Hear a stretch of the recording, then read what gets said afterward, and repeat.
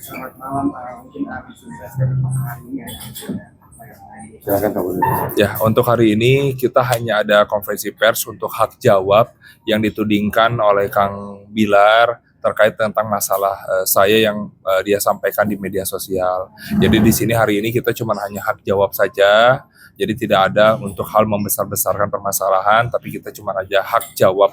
Karena khawatir jika tidak jawab, khawatir orang lain membacanya menjadi statement yang benar. Itu aja sih.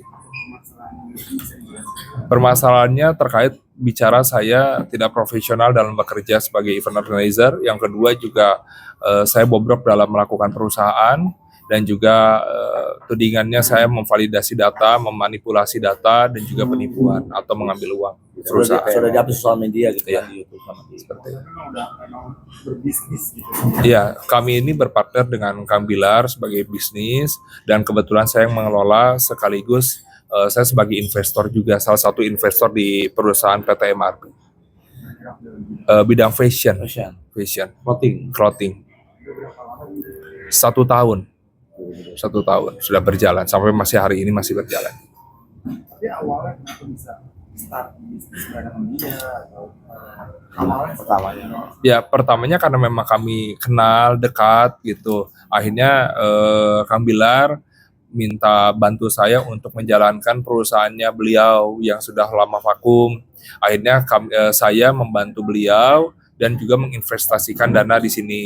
Jadi bahwa CMRIB ini sebelumnya sudah vakum, tidak ada pendanaan, akhirnya saya dan Om Reza itu menginvestasikan dana di sini. Cuman lambat laun berjalannya mungkin tidak sesuai harapan Kang Bilar, tidak sesuai harapan kita. Ya akhirnya perusahaan ini tidak berjalan sesuai harapan. Tapi di pertengahan jalan ada statement bahwa saya memanipulasi data atau mengambil uang perusahaan. Bahwa nah inilah hak jawab kami. Hak jawab saya bahwa hal itu tuh tidak benar. Jadi semua itu sudah ada datanya, sudah diaudit juga sama tim Kang Bilar. Jadi ya kita tunggu proses yang sudah ada berjalan. Kenapa ya kok bisa sampai itu bilang manipulasi? Padahal kan abang kan ekspor. Nah itu yang kita anehkan. Kita juga dari tim kuasa juga mempertanyakan begitu. Ya saya juga mungkin Kang Bilar sendiri saya juga nggak tahu kenapa bisa berstatement seperti itu, dapat gosokan dari mana, dapat omongan dari mana. Cuman yang saya sayangkan adalah kenapa Kang Bilar tidak tanyakan itu secara langsung kepada saya. Kan WA juga ada, komunikasi juga ada, tapi tiba-tiba menjauh, tiba-tiba nggak mau komunikasi dengan saya gitu. Jadi hal ini akhirnya jadi banyak miskom dan banyak kesalahpahaman karena informasi yang beredar tuh datangnya dari luar, tidak dari internal kita. Tapi memang selama prosesnya berjalan di sini udah setahun kan ya? Ya. Emang gimana sih strukturnya meeting weekly, nggak ada weekly? Kalau kita laporan tiap bulan, bahkan daily laporan juga ada tiap hari. Tiap hari ada juga. Gitu. Dan kita juga ada meeting juga monthly gitu, ketemu sama pemegang saham investor juga ada. Tapi biasanya Kang Bilar banyak diwakili sama timnya, namanya Om Andri di PT BLA. Jadi banyak diwakilkan sama mereka. Tapi kalau memang Kang Bilar lagi santai, saya yang datang ke Jakarta temuin dia untuk membahas tentang bisnis ini. Tapi maksudnya berarti untuk kamu ngobrolin bisnis. Ya, cuman memang alhamdulillahnya selama 1 tahun bisnis ini didirikan di Bandung, memang Kang Bilar belum pernah ke kantor kami. Bahwa saya yang sering datang ke Jakarta untuk bahas tentang hal ini. Oh, fisik kantornya memang ada di Bandung. Betul. Bisnisnya juga tokonya ada di Bandung. Restorannya, online store-nya di Bandung semua. Jadi gini Kang, untuk membantah untuk membantah tentang apa yang disampaikan Rizky Bilar bahwa Pak Boni ini tidak profesional, bobrok. Ini buktinya di sini kita laporan ada semua nih. Detail semua ini laporannya nih tentang keuangan, tentang segala macamnya ada di sini. Jadi tidak ada Pak Boni itu bobrok dalam mengelola usaha mereka bersama gitu loh. Ini bukti lengkap di sini semua nih. Tapi kita nggak tahu seperti kata Pak Boni tadi, entah angin apa yang bisa merasuki dia, sampai dia bisa mengeluarkan statement seperti itu. Ya kita nggak tahu ya. Yang jelas apa yang ditudingkan itu terbantah semua dengan bukti-bukti kita. Apalagi sekarang audit sedang dilakukan. Dan itu audit dilakukan oleh pihak Rizky Bilar langsung. gitu loh, bukan dari pihak Pak Boni, dan alhamdulillah hasilnya Tidak ada tidak apa-apa. ada kerugian apapun di situ. Jadi cuman itu yang saya sampaikan. Ya ini terbukti semua, dan dalam perjanjian itu jelas semua yang membuat perusahaan ini usaha ini menurun, yaitu tadi karena pihak Rizky Bilar sendiri dia tidak mempromosikan sebagaimana secara maksimal sebagaimana dalam perjanjian pada tanggal Ada. 18 2023 itu. Sebenarnya kalau dia melaksanakan kewajiban dia sebagaimana dalam perjanjian itu, insya Allah mungkin usaha ini kan berkembang gitu loh. Gitu loh. Jadi tidak ada di sini kebobrokan yang dilakukan oleh Pak Boni karena semua audit laporan, semua laporan ada di sini. Jadi itu aja yang bisa saya sampaikan selaku tim kuasa hukumnya gitu. Jadi ini apa poin-poin yang disayangkan yang dituntut dari Rizky Bilar itu apa? Oke. Yang dituntut Oke, poin-poin yang buat Rizky Bilar ya yang kita sayangkan gitu kan, karena Rizky Bilar dengan Boni itu bersahabat ya dulunya gitu kan. Kenapa bisa keluar-keluar di sosial media, bahkan dia bikin akun berlangganan di Instagram gitu kan, membilangi apa usaha Boni bobrok gitu dan lain-lain lah gitu kan, bahkan tanpa inisial gitu kan, langsung nama Boni Anggara dan foto Boni Anggara juga langsung di-up di media sosial, dan yang jelas itu melanggar undang-undang elektronik ya gitu. Kalau saya itu aja yang hanya menyesalkan itu aja dari saya. juga untuk solusi depannya untuk mungkin menuntut Rizky Bilar untuk sembuhin namanya kayak buat apa gitu. Ya, kita mungkin menunggu 1 minggu ini ya Pak ya, semua ya. Kita menunggu 1 minggu ini jawaban dari timnya Rizky Bilar. Apakah ada permohonan maaf atau seperti apa gitu kan. Bila mana tidak ada dalam 1 minggu ini, paling kita ya tetap pengennya kita mediasi, tabayun, akta fadading, perdamaian. Tapi kalau misalnya tidak ada, tetap kita akan laju ke jalur hukum. Iya. Oh ya, kalau pasal boleh dikatakan ini Bapak ini. Baik, jadi begini, tadi kita intinya pada hari ini kita belum masuk ke ranah proses hukum ya Pak ya. Jadi kita masih menggali, mengumpulkan bukti terkait dengan dugaan-dugaan pelanggaran yang dilakukan oleh Rizky Bilar, baik dihukum secara perdata maupun secara pidana.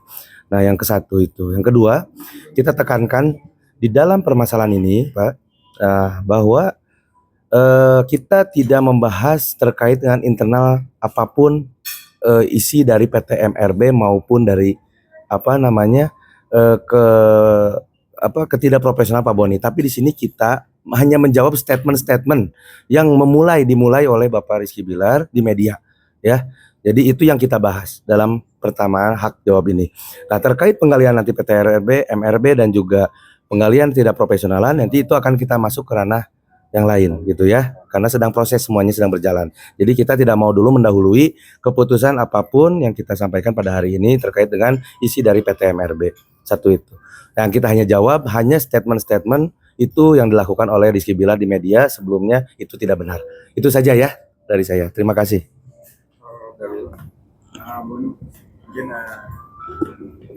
Harapan. kesannya gimana sih udah berbisnis sama public figure sekelas Rizky Bilar, ada penyesalan? Kalau bagi saya sih semua sudah qadarullah ya. Semua sudah berjalan sesuai yang Allah hendaki. Jadi saya sendiri mah tidak ada kata penyesalan, tidak ada. Semua sudah terjadi dan memang selama 14 tahun berbisnis saya baru kali ini join sama orang lain. Jadi bagi saya sih tidak ada artis, tidak ada orang, semua setelah berbisnis ya kita adalah partner bisnis. Jadi kita sama, saya matanya dan ya mungkin ya memang tidak ya mungkin tidak sesuai harapan Kang Bilar, tidak sesuai harapan Dede, tapi ya kita sih sampai saat ini masih berjuang aja. Seperti itu. Tapi ini kan Rizky Bilar juga udah diduga ya menjelek-jelekan abang di sosial medianya. Dugaan. Ya kerugiannya seperti apa sih yang dialami? Ya kalau kerugian sih ya pasti moral ya, karena statement-statement yang disampaikan kan menurut saya itu tidak diklarifikasi atau mungkin tidak divalidasi secara betul. Jadi harapan saya juga dan akhirnya membuat moral ini ya cukup sedikit agak keganggu gitu dengan statement-statement yang dibicarakan oleh Kang Bilar. Jadi secara moral sih kita rugi, tapi secara perusahaan ya sudahlah, namanya profesional bisnis. Saya injek dana ke perusahaannya Kang Bilar, berinvestasi, ya kalau memang sekiranya tidak sesuai harapan, ya saya juga terima. Kalau hal itu sih tidak jadi masalah. Tapi keluarga kamu akhirnya sedih ya. Kenapa? Keluarga kamu mungkin sedih ya. Ya pasti, karena diserang saya sih nggak jadi masalah ya. Kalau diserang, dibully hanya saya. Tapi kalau diserang secara keluarga, istri, anak, atau perusahaan yang lain, pasti saya nggak akan tinggal diam. Gitu. Kalau urusan saya dibully apapun nggak jadi masalah, tapi jangan bully keluarga saya. Itu aja. Tapi mungkin karakter yang gimana sih karakternya maksudnya sifatnya baik Bilar tuh selama berbisnis itu seperti apa sih, enak kah, easy going Karakternya seperti apa yang boleh tahu? Ya mungkin karena mungkin beliau sibuk ya dengan kegiatannya. Ya kalau secara pertemanan, sahabatan enak gitu, enak banget gitu, nyaman. Cuman kalau secara bisnis, karena Kang Bilarnya juga mungkin pada saat itu bersamaan dengan adanya mungkin sinetron, syuting dan sebagainya, ya mungkin tidak banyak waktu untuk mengurusi hal ini. Seperti itu sih. bisa dia artikan kurang profesional. Kalau dibilang kurang profesional mungkin tidak ya, tapi bagi saya sih ya mungkin kita jarang ketemu aja. Seperti itu. Kesalahpahaman. Kesalahpahaman, banyak miskomunikasi karena mungkin ya karena jarang ketemu aja. Akhirnya Bang, mungkin harapannya ke depannya Bang, masih masih suka konten nggak? Kontek-kontekan insya Allah, terakhir saya kontak beliau untuk ngajak ketemu tidak direspon. Ya mudah-mudahan sih harapan saya ke depan kita bisa ketemu. Segera ketemu. Setelah beres ini kita ada pertemuan. Bahkan tanggal 25 kemarin kita udah coba kontak ya. Tanggal 25 November kemarin kita kontak, tidak ada jawaban. Sebelum maksudnya ini sebelum dibawa ke ranah hukum benar-benar ya. Ya. Itu apa sih harapannya? Ya harapannya saya sih bisa ketemu, diselesaikan secara baik aja.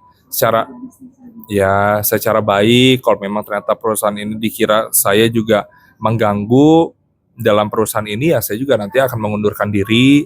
Yang kedua juga ya kita akan tabayun lah, intinya diawali dengan baik, ya mudah-mudahan kita selesai juga dengan baik juga, di akhirnya dengan baik. Nggak mau ada permusuhan ya. Enggak lah, kalau saya malah menurut saya satu musuh kayak punya 1 juta musuh ya. Karena saya nggak pernah bermusuh sama orang lain, Banyak kan. jadi akhirnya ngerasa keganggu aja karena saya nggak biasa punya musuh, nggak biasa punya masalah sama orang lain gitu, seperti itu. Karena yang saya bangun sebagai pengusaha adalah integritas, nama baik. Itu sih yang saya jaga sih. Dari rekan-rekan pengacara mungkin ada pesan. Ya, terima kasih. Ya, kami harapkan sih permasalahan ini bisa diselesaikan secara baik-baik ya.